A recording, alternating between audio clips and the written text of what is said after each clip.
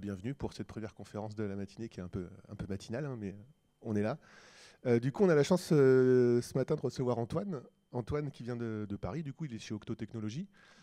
Et il a la particularité, notamment on en discutait tout à l'heure, d'avoir développé une application mobile qui permet d'échanger avec le gouvernement. Le gouvernement peut faire des consultations, on peut poser des questions au gouvernement.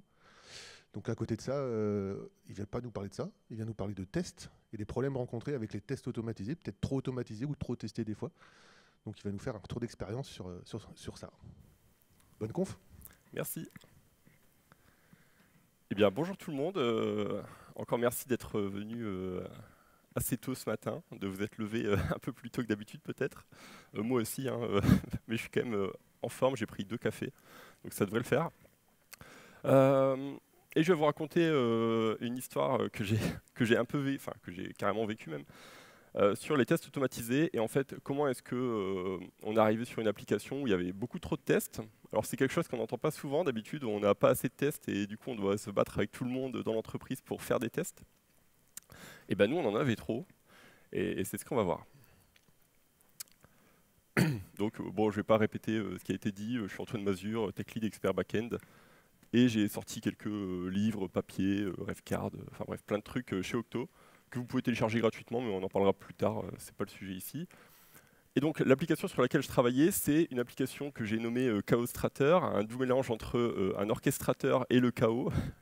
On verra par la suite des petits schémas d'archi pour que vous compreniez mieux qu'est-ce qui en était.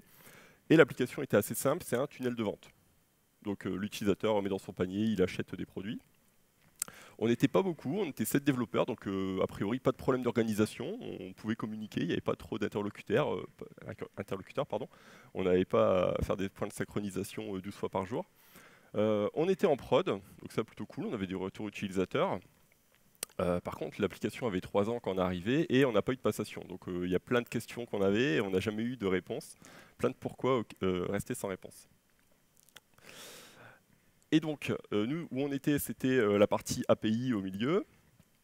Il y avait plein de progiciels qu'on allait consommer pour aller chercher des données pour le tunnel de vente. Donc tout ce qui était comment appeler les produits, le pricing, enfin toute la logique métier était au final chez les progiciels partenaires. Et quand je marque progiciel, vous vous doutez bien que c'est les gros progiciels type SAP, où il y a les trucs tentaculaires, qui vous renvoient des XML tentaculaires d'ailleurs, et chacun renvoie un format différent. Et nous, on essayait de recracher ça, de traduire d'abord ce que les progiciels nous envoyaient, et de les recracher au front commun, dans un beau JSON à peu près bien fait. Et là, vous pourriez vous dire, ok, bon, il va parler des tests, mais d'abord, pourquoi tester? En fait, les tests, c'est surtout s'assurer que ce qu'on a créé, ça fonctionne. Et c'est aussi on prend souvent l'analogie du filet de sécurité, c'est-à-dire quand on fait du refactoring, qu'on modifie du code, s'assurer que le code ne va pas casser, que les fonctionnalités sont toujours présentes. Et puis, donc, en tant que développeur, on se sent un peu plus en sécurité, on a confiance. Et ça a aussi l'avantage d'être une documentation, parce que ça oblige le développeur à écrire ce qu'il doit faire et écrire ce qu'il a fait aussi. Et nous, on avait à peu près 9 lignes de test par ligne de code. Alors là, vous dites, ok, qu'est-ce que ça veut dire? En fait, ça veut dire que, si je caricature, on passait 9 fois plus de temps à écrire des tests qu'à écrire du code. Et passer 9 fois plus de temps à écrire des tests, ça veut dire qu'on passait 9 fois moins de temps à délivrer de la valeur aux utilisateurs. Et à un moment, on a retrouvé un ancien dev qui était parti dans les méandres de l'entreprise et qui nous a dit, mais en fait, nous, on a fait plein de tests parce que les tests, c'est bien, en fait. Qui fait des mauvais tests? Et là, on s'est rendu compte qu'il y avait un problème, qu'en fait, tester, ça ne voulait pas toujours dire bien tester. Et c'est ce qu'on va voir dans ce talk à travers 4 apprentissages que j'ai eus sur ce projet. Au tout début du projet, on a dû implémenter la TVA. Donc là, vous dites, OK, qu'est-ce que ça veut dire? En fait, on allait juste, comme je vous ai dit, les progiciels, ils faisaient toute la logique métier. Donc on n'a pas eu à calculer la TVA, on a juste dû aller la chercher sur un progiciel partenaire, la récupérer sur l'API et la recracher au front. Donc là, vous dites facile. Nous, c'est ce qu'on a dit à notre client. On a dit, facile, reviens dans 2 jours, ton implémentation, ça sera fait. On a juste à aller chercher de la donnée et la recracher, easy. Et au final, on a mis à peu près 2 semaines.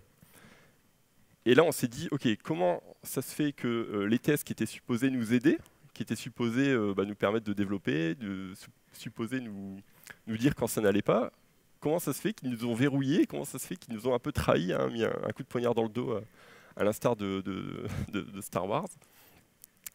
Et ben, c'est ce qu'on va voir. Et tout ça grâce à un moment, notre cliente est venue et nous a dit, OK, là maintenant, il faut développer une nouvelle traduction pour un nouveau logiciel qu'on va intégrer pour avoir encore plus de produits pour nos utilisateurs. Et nous, on s'est dit, OK, en fait, chaque traduction est indépendante l'une de l'autre. C'est-à-dire que quand on traduit le premier logiciel A, on reprend presque rien du logiciel B. En fait, chaque traduction est différente vu qu'ils recrachent chacun des XML différents. Et on s'est dit, comme le code est complètement différent, on va le tester de manière différente. On va refaire une stratégie de test sur une partie isolée du code. Et ça, donc, dernier élément de contexte, ça c'est le schéma de la stratégie de test qu'on va suivre tout au long de l'application. Donc ça représente, c'est une vision un peu vulgarisée de l'application. C'est tout en haut, on a ce que vous connaissez sûrement sous le nom de contrôleur. Donc on arrive en faisant une requête. Ensuite, on arrive dans ce qu'on appelle, nous, dans notre application, des use cases, c'est-à-dire les cas d'utilisation qui sont normalement lisibles par les product owners, etc. Donc des genres de scénarios, par exemple lister les articles, mais ça reste un code assez haut niveau. Et ensuite, tout en bas, c'est le code un peu plus technique qui fait qu'on puisse faire du code haut niveau dans les use cases. Et donc notre premier apprentissage sur les 4 dont je vous ai parlé tout à l'heure, c'est en fait la stratégie de test, c'est pas parce qu'elle existe sur le projet qu'il ne faut pas la challenger. C'est pas parce qu'on a écrit une fois sur un papier il faut tester tous les ifs de l'application qu'il faut le faire sans réfléchir. À un moment, il faut se poser et se dire ok, qu'est-ce que je dois changer dans ma stratégie. Et avant toute chose, la stratégie de test, c'est quoi? C'est comment je vais tester mon application d'un moyen technique. Donc, est-ce que je fais des tests end-to-end, unitaires, manuels? Qu'est-ce que je fais comme test? Est-ce que j'ai un QA ou pas? Et moi, là, sur quoi je vais me concentrer, c'est surtout qu'est-ce qu'il faut tester et qu'est-ce qu'il ne faut pas tester. Et qu'est-ce qu'il ne faut pas tester, pour moi, c'est plus important de qu'est-ce qu'il faut tester. Et aussi, donc, on voit souvent des stratégies de test avec des, comment dire, la fameuse pyramide de test que vous avez sûrement tous vue. Et en fait, il n'existe pas de stratégie de test universelle. C'est pas parce que votre voisin sur son application, il a une stratégie de test qui fonctionne super pour lui, qu'il faut la reprendre et qu'elle fonctionnera. Un peu comme l'architecture ou peu importe. Et puis dans le titre du talk, vous avez sûrement vu pragmatisme. Et donc, qu'est-ce que c'est que le pragmatisme? Alors, je ne sais pas s'il y a des Lillois dans la salle ou des gens du Nord dans la salle comme moi, mais ici, on est devant le parc Jean-Baptiste Lebas à Lille. Et en fait, il faut savoir que pour aller de l'autre côté de la rue, il faut attendre à peu près 10 minutes que le feu passe du rouge au vert. Peu importe qu'il y ait 3000 voitures ou que la rue soit vide depuis 2 heures. Et donc, il y a les personnes dogmatiques qui vont dire, ok, en fait, la règle, c'est qu'il ne faut pas traverser quand le feu est rouge, donc je ne vais pas traverser. Je vais attendre qu'il passe vert, même si il pleut, parce que vous vous rappelez, on est à Lille, donc il pleut assez souvent. Même s'il pleut, je vais attendre que le feu passe au vert pour ensuite traverser. Et il y a les personnes pragmatiques qui disent, ok, moi je regarde à gauche, je regarde à droite, il n'y a personne, en fait je vais traverser, peu importe que le feu soit rouge. Je suis à peu près en sécurité, il n'y a pas la police au loin, donc je vais pouvoir traverser sans me manger d'amende. Et donc, en résumé, le dogmatique suit les règles sans se poser de questions, par exemple une stratégie de test. Et le pragmatique, lui, dit, ok, il y a des règles, est-ce que je peux les challenger? Est-ce qu'elles sont vraiment adaptées à mon contexte? Si oui, je les garde, sinon je les bypass un peu. Et au fur et à mesure de notre carrière, c'est un peu ce qu'on va faire. C'est-à-dire, en tant que débutant, on apprend plein de règles. Alors les règles un peu faciles, c'est oui, il faut indenter son code, sinon personne n'arrive à le lire, il faut bien nommer ses variables, il y a plein de règles qu'on a dans notre tête, qu'on a appris à travers des ouvrages type Clean Code ou autre. Et ça nous a permis d'arriver à un niveau de développement intermédiaire. Et un jour, on se dit, ok, mais en fait, cette règle-là de l'indentation, en fait, la règle de l'indentation, je pense qu'elle est bonne, mais peut-être que dans un contexte, elle n'est pas, c'est pas la meilleure. Peut-être que tout tester dans l'application, tester chaque if, c'est pas la meilleure des règles qu'on ait pu créer. Et du coup, au fur et à mesure qu'on développe son expertise, on va commencer à challenger des règles. Et quand on a compris que toutes les règles ne sont pas bonnes et qu'il y en a certaines qui sont adaptées ou pas au contexte et qu'on les challenge pour en recréer, etc., et ben on devient expert. Enfin, petit à petit, on devient expert. En tout cas, on s'en rapproche. Deuxième chose que j'ai appris, c'est qu'il faut arrêter de tester les implémentations, mais qu'il faut tester les fonctionnalités. Donc ça, qu'est-ce que ça veut dire? Ça veut dire que quand je change une ligne de code, en fait, j'ai pas envie que 3000 tests se cassent. Et nous, c'est ce qui se passait. C'est-à-dire, à chaque fois qu'on changeait une ligne de code, bah, tous les tests se cassaient et on en avait marre de développer. Un peu à l'instar de ce vélo-là. En fait, ce vélo-là, il est super sécurisé. Là, vous allez vous dire, OK, ce vélo-là, j'ai pas envie de le prendre, j'ai pas envie de le piquer. D'ailleurs, il n'y a personne qui a envie de le prendre. Même son propriétaire, pour aller chercher du pain, il ne va pas dire « Ok, je vais enlever tous les cadenas de mon vélo, je vais prendre 1 heure à tous les enlever pour ensuite aller chercher ma baguette. » Il va dire bah, « Je préfère y aller à pied. » Et nous, c'est le sentiment qu'on avait sur notre base de code. À chaque fois qu'on voulait modifier des composants métiers ou autres, bah, on devait enlever un à un les tests, etc. Et donc, on avait le sentiment qu'on testait trop et que l'application était verrouillée. Et donc, qu'est-ce que je veux dire par tester l'implémentation ? Donc là, on voit ce que je vous ai dit tout à l'heure quand je vous ai parlé de use case ou de scénario. Donc là, on a celui qui est acheter mes articles. Donc si je vulgarise, grosso modo, c'est on prend un panier, on le met dans une moulinette, et à la fin, on le convertit en facture et on envoie ça au client. Et ben, le code que vous voyez, le genre de spaghetti que vous voyez au milieu, c'est notre code. Et là, vous voyez chaque point rose pâle, c'est un test. Et donc là, vous allez dire, ok, très bien, il teste plein de trucs dans son code spaghetti, super. Mais sauf que le jour où on va vouloir refactorer, on va dire, ok, ce spaghetti, on va prendre le plus court chemin, le plus simple, etc. Et vous allez dire, ah, mais en fait, j'ai cassé 12 tests, alors que vous n'avez pas changé le métier, vous avez juste changé comment vous l'avez implémenté. Alors que si vous aviez fait un test type fonctionnel que sur le métier, en fait, vous auriez eu le test... En entrée, vous prenez un panier, en sortie, vous avez une facture. Dans les deux cas, c'est la même chose, vous avez juste changé l'implémentation. Ça ne devrait pas casser de test. Vous devriez avoir qu'un seul test qui teste l'implémentation, la fonctionnalité.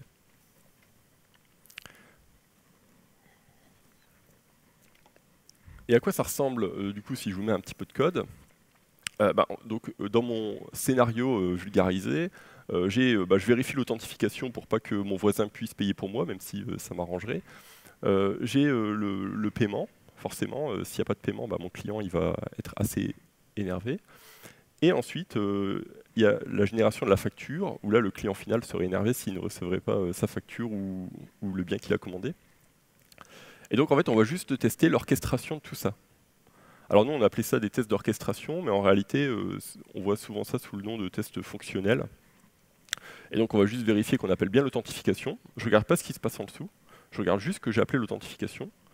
Ensuite, je regarde que j'ai bien appelé le paiement avec le bon prix, parce que si on se trompe de prix, c'est un très gros problème. Et ensuite, je regarde bien que la facture retournée, c'est la bonne. Et donc là, nos tests d'orchestration, on les a mis sur tous nos use cases. Donc c'est-à-dire qu'on a notre premier type de test, les tests d'orchestration, qu'on a sur cette couche-là. Bon, spoiler alerte, il y a encore 2 types de tests à voir. Mais à mon sens, ceci c'est le plus utile, parce qu'ils testent vraiment la fonctionnalité de manière très simple, et on est tout de suite au courant quand on a cassé quelque chose. Troisième chose qu'on a compris, c'est qu'il faut arrêter de tester tout le code. C'est pas parce qu'on a produit 80 000 lignes qu'il faut tester 80 000 lignes. C'est un peu comme quand on met des statistiques, des métriques sur le code coverage et qu'on dit il faut absolument un code coverage à 112%, enfin à 80% plutôt. En fait, on se dit, les devs se sentent obligés de tout tester et du coup, on se retrouve dans un code encore une fois verrouillé et vérolé peut-être. Et donc, on s'est posé la question, qu'est-ce que j'ai envie de tester? Et on s'est dit, on a envie de tester le métier qui est complexe, parce que quand on fait du code complexe, on est obligé de faire des algorithmes qu'on a du mal à se représenter dans notre tête, et donc forcément, c'est plus propice on est plus propice à mettre des bugs dedans. Et on a aussi envie de tester le code qui est sensible. Par exemple, l'authentification, c'est assez sensible, on a envie que personne ne puisse se connecter avec mon compte, utiliser ma carte. Et on a aussi envie que... le paiement, par exemple, c'est très sensible, vous vous doutez bien que, comme l'argent c'est le nerf de la guerre, il ne faut pas le laisser passer. Et donc on a mis des tests, on appelait ça des tests de complexité. Alors on a repris on a repris nos jargons à nous hein, pour les définir. Et les tests de complexité, c'est donc quand on a du code complexe évidemment. Et là, à un moment, on a eu ce cas-là où on a dû convertir du rich text qui provenait du CMS Strapi que vous connaissez peut-être, et on a dû le convertir vers du HTML. Alors je vous rassure juste, il n'y avait pas de SDK disponible quand on l'a développé, donc on n'a pas réinventé la roue, on a juste, on s'est dit on va refaire le code le plus simplement possible. Et pour ça, on a fait un test, alors on l'a fait en TDD, on s'est dit, bah, en fait, quand j'ai en entrée du JSON de Strapi, en sortie, j'ai envie d'avoir ce HTML. Simple, efficace. Et on a juste envie de nous enlever ce poids qui était les espaces, parce que bon, des fois il y avait des espaces en trop, etc. Et on s'est dit, mais c'est pas ce qu'on a envie de tester. C'est-à-dire on a limité la surface de test. On n'avait pas envie de tout tester de manière un pour un. Surtout que, si vous avez déjà testé du string avec du string, un equal sur des strings, des fois, on a des problèmes avec les espaces parce qu'il y a des indentations dans notre code, etc. Bon, ça, on voulait s'en affranchir, bien qu'il existe d'autres méthodes plus propres. En tout cas, voilà, on a testé ça, mais ça, c'est pas du code métier, et pourtant, on l'a testé quand même. Parce que ce code est complexe et sensible. Donc, quand nous, en tant que développeurs, on se dit, OK, là, je suis en train de faire un truc qui est complexe, j'arrive pas à me le matérialiser dans ma tête, ou bien que ce code, il est sensible parce qu'il touche au paiement, l'authentification, ou peu importe, on va le tester. Donc, on a notre deuxième type de test, qui sont les tests donc de complexité, qui sont sur des couches un peu plus bas niveau dans le code. Et ensuite, on s'est dit, ah mais en fait, supprimer des tests, bah, c'est pas très grave. C'est quelque chose qu'on avait du mal à faire, parce que vous vous rappelez, on est arrivé sur l'application après 3 ans, sans passation, donc il y a plein de tests, on ne savait pas pourquoi ils étaient là, mais ils étaient là, et il y avait vraiment des développeurs qui s'étaient dit, il faut absolument que je fasse ce test. Donc nous, on était rassurés, et on se sentait un peu coupable de supprimer ces tests. Je ne sais pas si ça vous est déjà arrivé, mais quand on arrive sur un test, c'est quelque chose que le développeur veut pour s'assurer une sécurité. Donc le supprimer, c'est se dire, OK, j'enlève cette sécurité. Donc c'est un peu bizarre à faire.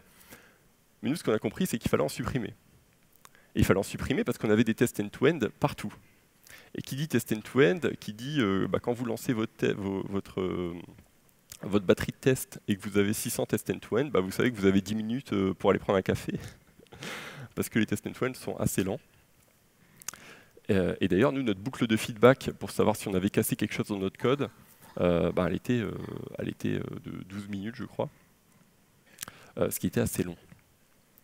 Et la boucle de feedback, donc juste pour rappel, c'est quand on a fait du code, quand on l'a modifié, on a juste envie de s'assurer qu'on n'a rien cassé.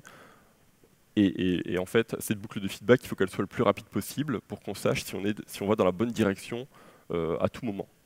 Donc, par exemple, à gauche, le bateau, il a regardé 2 fois sa boussole, donc il arrive en 10 minutes. Et le deuxième bateau, il a regardé qu'une fois sa boussole au bout de 20 minutes, donc il a perdu 10 minutes vu qu'il avait vu qu'il s'était un peu égaré. Il a même perdu 20 minutes d'ailleurs. Et pourquoi supprimer les tests? En fait, c'est une opportunité, parce que les tests, c'est le seul endroit dans la codebase où tout est découplé. Alors qu'est-ce que ça veut dire? Ça veut dire que dans la codebase, si vous voulez supprimer une méthode, vous allez sûrement devoir aller modifier à 5 endroits l'endroit où vous avez utilisé cette méthode. Dans les tests, il n'y a pas ça. C'est assez rare d'appeler une méthode dans les tests à un autre endroit. Donc les tests, on peut se dire qu'ils sont découplés. Il y a même quelque chose que vous pouvez faire en rentrant chez vous, mais je ne vous le conseille pas. Vous supprimez le dossier test de votre codebase, vous envoyez en prod, vos utilisateurs, alors votre pipeline ne vous le laissera sûrement pas passer, mais vos utilisateurs, ils verront sûrement pas la différence. En tout cas, à court terme, ils verront pas la différence. À long terme, ils subiront sûrement plus de bugs et les développeurs seront sûrement un peu plus lents. Mais en tout cas, sur le court terme, vous verrez pas de différence. Tout ça pour dire que les tests sont le seul endroit du code que vous pouvez supprimer. Donc, il faut en profiter. Parce que supprimer un test pour le remodeler par la suite, c'est pas très grave. Et puis, on fait tous des erreurs. À un moment, si vous supprimez un test qui est utile, vous allez bien le voir par la suite et vous allez le refaire. Et le dernier apprentissage qu'on a eu, c'est en fait ce qu'on avait envie de tester surtout, c'était de tester que les utilisateurs, la grande masse d'utilisateurs, puissent toujours commander des produits avec notre tunnel. Au final, notre objectif quand on code, la chose qu'on ne voulait pas, c'était que les utilisateurs ne puissent plus commander de billets. Sinon, notre client va dire, OK, j'ai perdu X chiffre d'affaires, il va y avoir des problèmes. Et donc, on s'est dit, on va faire un test end-to-end qui couvre 80% des cas. Vous connaissez sûrement Pareto, faire 20% du travail pour 80% des gains. Et les 20% des gains restants, ça va vous demander 80% de travail. Donc on a essayé de prendre cette règle-là et puis de la faire au niveau des tests. Enfin, notre stratégie. Donc on a un test end-to-end, on a fait un test end-to-end qui allait dans le panier, dans le catalogue, sélectionnait des produits, l'ajouter dans son panier, payer et ensuite vérifier qu'il avait bien réceptionné les produits. Et donc ce test end-to-end là, plutôt que de faire donc ce qu'on avait à l'époque avec les 600, c'est parce qu'en fait on faisait un test end-to-end par endpoint et il y avait une règle implicite qui était de ne pas utiliser 2 endpoints dans un test end-to-end. Nous on s'est dit non, on va faire un test end-to-end qui fait tout le parcours et on veut faire un parcours, le parcours basique. C'est-à-dire qu'il ne va pas aller supprimer 3 articles dans le panier, se déconnecter pendant le tunnel ou faire des modifications, faire des appels API étonnants pour vérifier chacune des logiques. Ça, normalement, c'est déjà couvert par nos tests de complexité de tout à l'heure. On a envie de faire le cas passant, qui nous rapporte le plus d'argent, en fait.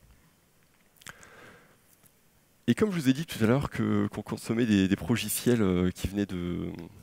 Enfin, plusieurs progiciels qui venaient de plein d'entreprises différentes, de partenaires, aligner tous ces partenaires-là et leur dire quand vous montez de version, faut nous prévenir, même si c'est une correction de bug. Est-ce que vous la connaissez celle-là qui est de en fait on a juste corrigé un bug donc on vous a pas prévenu, mais vous ce bug-là vous pensiez que c'était une fonctionnalité et du coup vous l'aviez implémenté dans votre code. Et du coup nous ça nous arrivait genre je sais pas, une fois par mois on avait un problème de ce type-là où il y avait une modification de code en prod parfois et où nous on s'en rendait compte trop tard. Donc on l'a branché directement en tunnel de recettes. Ce qui nous évitait aussi de stocker tous les contrats d'interface de nos partenaires chez nous. Parce qu'à l'époque, on avait, je sais plus, peut-être 200 000 lignes de XML dans notre code qui représentaient juste les contrats d'interface qu'on allait rejouer. Et le jour où nos partenaires développaient une nouvelle fonctionnalité, ajoutaient un champ, faisaient un renommage, on devait changer, faire cette modification dans tous les contrats d'interface qu'on avait dans notre code. Et en tant que développeur, ce n'est pas les moments les plus fun de la journée. Donc on s'est dit, on va le brancher directement à la recette, comme ça on aura un environnement plus réel en tout cas que ce qu'on avait avant. Alors au début c'était un peu sujet à controverse parce qu'on nous a dit oui mais attends, c'est-à-dire que tous tes tests se cassent si ton environnement il tombe. Bon, on a accepté ce risque-là et on a accepté aussi que dans la pipeline, ce test-là était optionnel.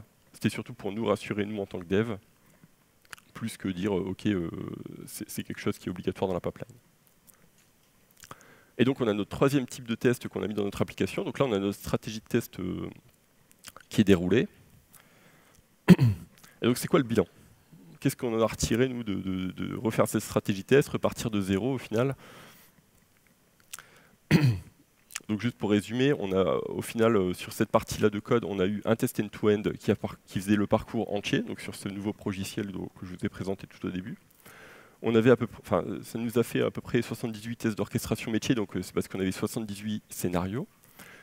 Et on a développé 121 tests de complexité sur lesquels on estimait qu'ils étaient soit sensibles, soit complexes. Bon, déjà, on est passé de 9 lignes de test par ligne de code à 1,2 lignes de test par ligne de code. Donc en tant que développeur, on est content parce que quand on code, on passe beaucoup plus de temps à délivrer de la valeur qu'à tester ce qu'on a fait.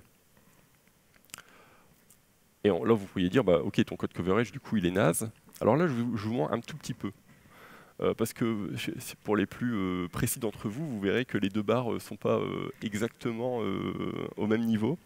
En fait, le code coverage a changé d'1%. On est passé de 85% à 84%. Donc ça veut dire qu'on teste autant qu'avant, alors qu'on a supprimé 92% des tests, je crois, ce qui était marqué avant. Donc pour nous, ça a été un gain. Et la dernière chose qu'on voulait vraiment au départ, c'était réduire cette boucle de feedback pour lancer les tests, et puis que ça soit une corvée de lancer les tests à chaque fois. On est passé de 12 minutes à 10 secondes. Donc c'est-à-dire que maintenant, notre boucle de feedback, elle est très rapide. Ce qui a quand même un inconvénient, c'est qu'à l'époque, on lançait les tests, ensuite on allait prendre un café. Maintenant, on n'a plus le temps de prendre un café, donc on est obligé d'avoir des vraies pauses. Et donc là, je vous ai présenté comment est-ce qu'on avait refait cette stratégie test sur un projet? Et là, vous pourriez vous dire, ok, mais là, tu nous as présenté un extrême où tu testais trop, mais attention, c'est pas mettre entre toutes les mains. Et je suis totalement d'accord avec vous, parce que j'en ai fait l'expérience assez récemment. En fait, je me suis leurré moi-même.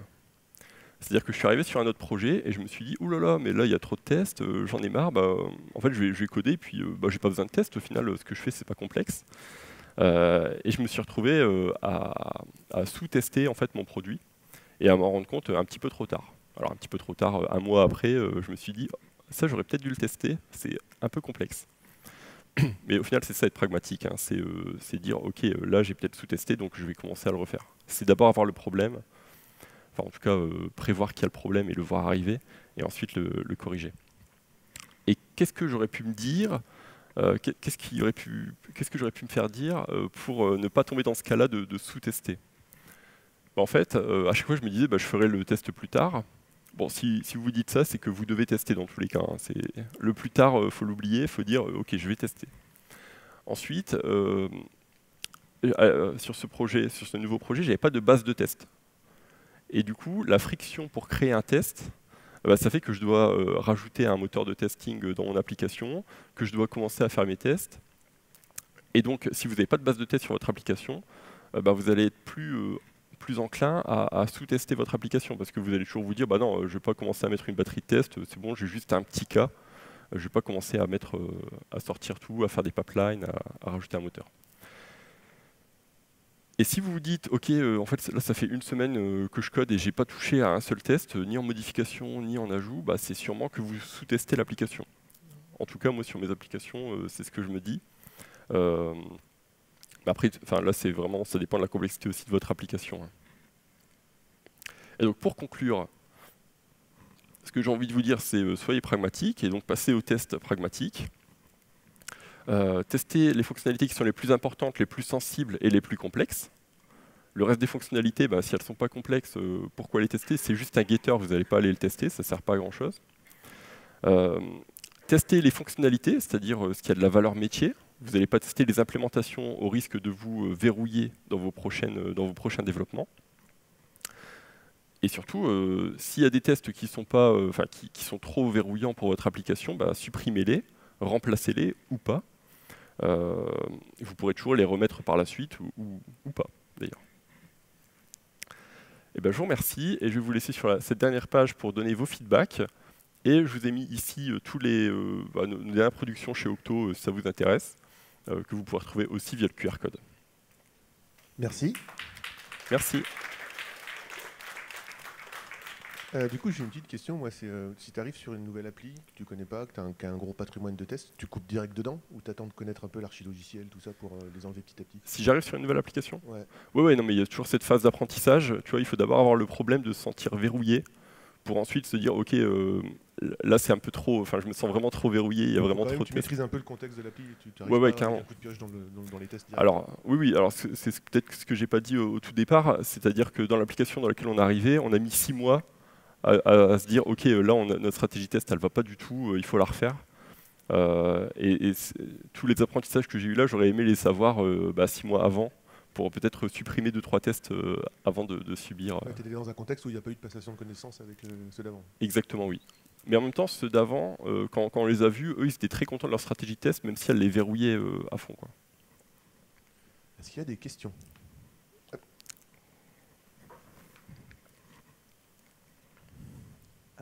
Merci pour la présentation déjà, c'est super inspirant parce que j'essaie de faire ça aussi sur le produit que je développe et c'est chouette. Okay. C'est un peu deux questions en une. Comment est-ce que tu places le terme de test d'intégration dans tout ce que tu as expliqué peut-être? Parce que j'avais l'impression que tu parlais de ça finalement quand tu parlais des tests sur les fonctionnalités elles-mêmes. Ou pas d'ailleurs, je me trompe peut-être, hein. Et ensuite, comment est-ce que du coup tu vois le développement piloté par test? Parce que finalement, peut-être que cette surproduction de tests, c'était en fait une béquille pour aider le développeur à tester un truc, et puis en fait, est-ce qu'il faut supprimer les tests à la fin, en fait, une fois qu'on a fini les fonctionnalités? Ou pas forcément tout fichier test, mais en garder seulement un ou deux? Ouais, alors, très bonne question. Alors, sur la deuxième question, donc tu parlais de TDD, j'imagine? Alors, pour le TDD, ce qu'on s'est aperçu aussi, c'est que donc le TDD, c'est tester par petits pas, donc par petites méthodes d'abord, avant de faire le code. Donc vous faites un test, le test est rouge parce que vous n'avez pas encore fait la présentation. Ensuite, vous allez lancer, vous allez faire le code, vous allez lancer le test jusqu'à ce qu'il passe au vert, grosso modo. Et souvent, ce qu'on fait en TDD, c'est qu'on fait on appelle ça des baby steps, donc plusieurs petites méthodes avant d'arriver à la fonctionnalité qu'on voulait. Il y a une partie dans le TDD qu'on oublie toujours, enfin, toujours non, il ne faut jamais être trop extrême, mais qu'on oublie très souvent, c'est la partie refactor. Et la partie refactor, elle n'est pas seulement dans le code, elle est aussi dans les tests. C'est-à-dire que si vous avez fait 30 tests pour arriver à votre code, bah, à un moment, il faut vous dire, OK, dans les 30 tests, est-ce qu'il n'y en a pas que je peux factoriser?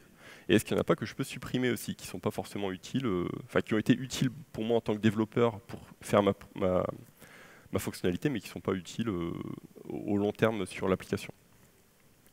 Et ensuite, la première question, est-ce que tu peux la répéter Ah oui, par rapport aux tests d'intégration. Alors, nous, on a quand même les tests end-to-end qui sont branchés sur des environnements réels, mais en tout cas, on n'avait pas de tests d'intégration dans l'application. On avait le test end-to-end qui était connecté vraiment à tous les... Enfin, quand tout est connecté, quoi. Et on avait les tests d'orchestration qui, eux, n'étaient pas des tests d'intégration, qui étaient juste des tests qui vérifiaient que l'application elle appelle bien les bonnes méthodes, sans vérifier l'implémentation. Ouais.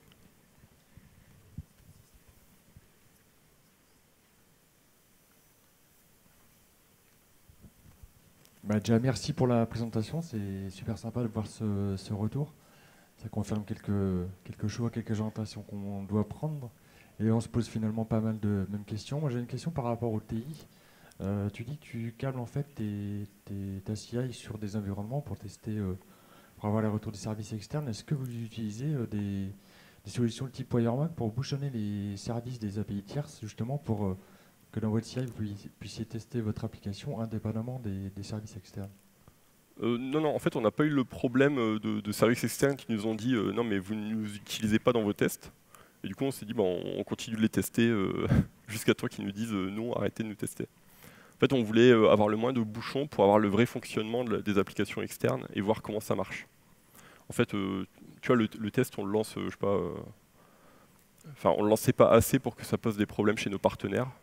Et comme il y avait leur environnement qui était disponible, qui est souvent les environnements de test, les recettes sont souvent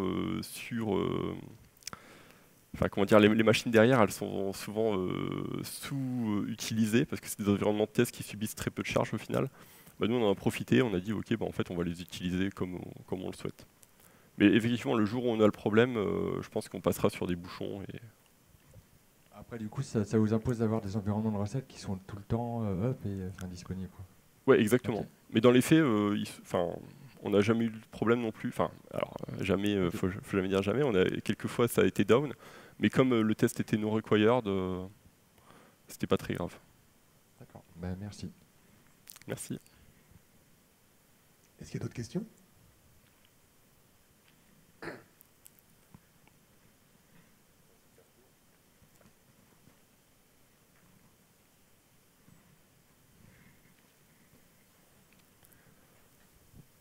Oui, donc merci pour la présentation.